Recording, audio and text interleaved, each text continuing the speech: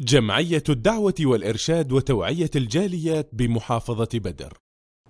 প্রশ্ন, ফরজ সালাতের পর একাকী হাত তুলে মোনাজাত করা কি সুন্নত? এটা কি প্রতিদিন প্রতি ওয়াক্ত সালাতে করা যাবে?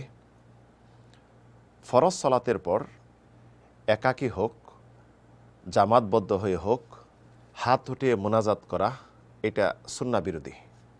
রাসূল সাল্লাল্লাহু আলাইহি সাল্লাম থেকে, সাহাবী থেকে, তাবি থেকে এটা সাব্যস্ততা আসেনি যে রাসূল সাল্লাল্লাহু আলাইহি সাল্লাম ফরজ সালাতের পর মোনাজাত করেছেন, কোনো সাহাবী মোনাজাত করেছেন, কোনো তাবি মোনাজাত করেছেন, এটা সাব্যস্ততা নেই। এই ভিত্তিতে যেহেতু এটা সাব্যস্ততা নেই, তাহলে এটা সুন্নাহ বিরোধী। সুন্নাহ বিরোধী হলে এর বিপরীত যেটা, এটা হবে বিদআত। যে ফরজ সালাতের পর নিয়মিত হাত উঠে, তৎক্ষণে যেটা হাত উঠে অনেক মোনাজাত করে থাকে, বিশেষ করে আমাদের ভারত উপমহাদেশে দেখা যায়, এটি সুন্নত নয়, বরং এটা বিদআত। আল্লাহ রাব্বুল আলামিন সালাতের পর দোয়া করতে বলেননি, জিকির করতে বলেছেন। যেমন তিনি ইরশাদ করেছেন সূরা নিসার 103 নং আয়াতে, ফাইদা কাদাইতুমুস সালাত ফাযকুরুল্লাহ, অর্থাৎ সালাত যখন তোমরা শেষ করো আল্লাহর জিকির করো। এখানে জিকির করার বিধান। রাসূল সাল্লাল্লাহু আলাইহি সাল্লাম সালাতের শেষ যেটি তাশাহুদ তিনি শিক্ষা দিলেন, তারপরে যে দোয়া পড়তে শিক্ষা দিলেন, পরবর্তী তিনি মুআদ রাদিয়াল্লাহু আনহুকে উপদেশ দিলেন যে হে মুআদ, তুমি তাশাহুদের শেষে এটি পড়বে বেশি বেশি, আল্লাহুম্মা আইন্নি আলা যিকরিকা ওয়া শুকরিকা ওয়া হুসনি ইবাদাতিকা। এমনইভাবে রাসূল সাল্লাল্লাহু আলাইহি সাল্লাম ইরশাদ করেছেন, আকরাবু মা ইয়াকুনুল আবদু মির রাব্বিহি ওয়া হুয়া সাজিদ ফাআকসিরু ফিহি দুআ, অর্থাৎ বান্দা আল্লাহর খুব সন্নিকটে পৌঁছে যায় যখন সিজদারত অবস্থায় থাকে, সিজদারত অবস্থা হয়, তাই বেশি বেশি দোয়া করতে বলা হয়েছে। তাহলে সালাতের ভিতরেই দোয়া কবুলের মুহূর্ত, এবং খুব সুন্দর মুহূর্ত, যে মুহূর্তগুলিতে আল্লাহ রাব্বুল আলামিন দোয়া কবুল করে থাকেন, সেটি হলো সিজদারত যখন হবেন তখন আপনি সিজদার তাসবিহ যেটা সুবহানা রাব্বিয়াল আলা 3 বার পড়ার পর আপনি দোয়া করেন। আরেকটি মুহূর্ত হলো আত্তাহিয়াতু পড়লেন, দরুদ পড়লেন, সালাম ফিরানোর পূর্বে আপনি দীর্ঘক্ষণ বসে থাকেন, বসে বসে দোয়া করেন। রাসূল সাল্লাল্লাহু আলাইহি ওয়াসাল্লাম যেটা স্পষ্ট করেছেন, সুম্মা ইয়াতাখায়্যার মা ইয়াশা, পরবর্তী তার ইচ্ছা স্বাধীন, সে আল্লাহর কাছে যা চাওয়ার সে চেয়ে নেবে।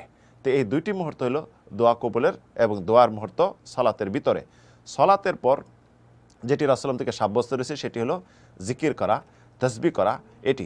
এটি না করে দেখা যায় যে আমরা মোনাজাত করি। এই মোনাজাত করা, দোয়া করা রাসূল থেকে সাব্যস্ত নয়, বরং এটি বিদআতের অন্তর্ভুক্ত। রাসূল সাল্লাল্লাহু আলাইহি ওয়াসাল্লামের আদর্শ বাস্তবায়ন করা একজন মুসলিমের দায়িত্ব, কর্তব্য। তাই রাসূল সাল্লাল্লাহু আলাইহি ওয়াসাল্লামের আদর্শ বাস্তবায়ন না করে আপনি যদি অন্য কিছু নিয়ে আসেন, এটি বিদআতের অন্তর্ভুক্ত।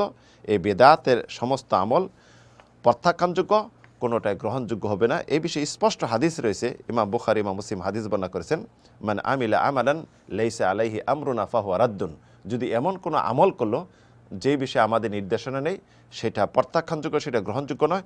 অন্যত্র রাসূল বলেছেন, মান আহদাসা ফি আমরিনা হাদা মা লাইসা মিনহু ফাহুয়া রাদ্দুন, যে ব্যক্তি ইসলামে নতুন কিছু আবিষ্কার করলো যেটি আমার কোনো নির্দেশনা নেই, সেটি প্রত্যাখ্যানযোগ্য, এটি গ্রহণযোগ্য নয়। তাই এই বিষয়টি স্পষ্ট যে সালাতের পর হাত উঠে মোনাজাত করা ফরজ সালাতের পর এটি সুন্নাহ নয়। তবে নফল সালাত, সুন্নাত সালাতের পর আপনি মাঝে মাঝে হাত উঠিয়ে দোয়া করতে পারেন। তে দোয়া করার মুহূর্ত যে কোনো সময় দোয়া করতে পারেন। যদি নির্দিষ্ট কোনো সময় নির্ধারণ করে নেন, অবশ্যই এটি দলিল লাগবে, দলিল ভিত্তিক। আর দোয়ার যে আদব হলো হাত উঠিয়ে দোয়া করবেন, ফরজ সালাতের পর নয়, অন্য সময় যে কোনো সময় হাত উঠিয়ে দোয়া করবেন। হাত উঠিয়ে দোয়া করা এক দোয়ার একটি আদব। সালমান ফারসি রাদিয়াল্লাহু আনহু হাদিস, রাসূলুল্লাহ ইরশাদ করেছেন, ইন্না রাব্বাকুম হাইয়ুন কারীম ইস্তাহি মিন আবদিহি আইয়ারফা ইলাইহি ইয়াদাইহি ফায়ারুদ্দুহুমা সিফরান, অর্থাৎ আল্লাহ রাব্বুল আলামিন সম্মানিত এবং লাজুক। তিনি লজ্জাবোধ করেন যখন একজন বান্দা তার দিকে হাত উঠিয়ে কিছু চায়, তিনি খালি হাতে, শূন্য হাতে ফেরত দিতে। তাই দোয়ার আদব হলো হাত উঠিয়ে দোয়া করবেন, ফরজ সালাতের পরে নয়, যে কোনো সময় আপনি দোয়া করতে পারেন। আল্লাহু তাআলা আলাম ওয়া সাল্লাল্লাহু আলা নবিনা মুহাম্মদ।